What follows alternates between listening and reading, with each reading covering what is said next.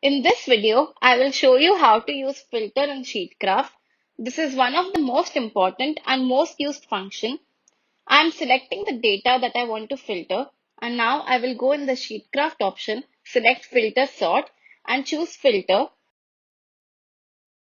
A dialog box like this will appear, and you can click on change sheet if your data is in some other sheet. After this, click on OK. Now, in the conditions option, you have to select the various conditions on which you want to filter your data. Here, I am going to put the condition where company equals to Kingfisher and the interest is greater than or equal to 6.2.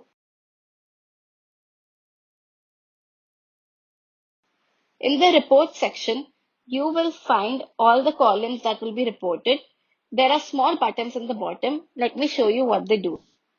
The plus will show all the columns. You can add any or all of the columns that you want. The plus all will add all the columns. The cross and all will remove all the columns. The cross and selected will remove the columns that were selected. And the arrows will help you to arrange your columns. Once this is done, click on next and select a range where you want the results. And then click on finish. As you can see now, the data has been filtered based on all the conditions that were put. Now, let me show you with some other filter condition. Let's choose product and find the ones which contain the substring loan.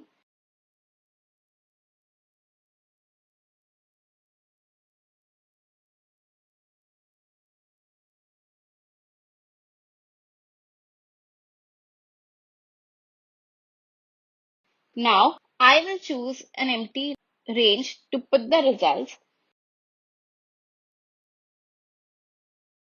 As you can see in the product column, all of them have loan as a substring. There are a lot of conditions.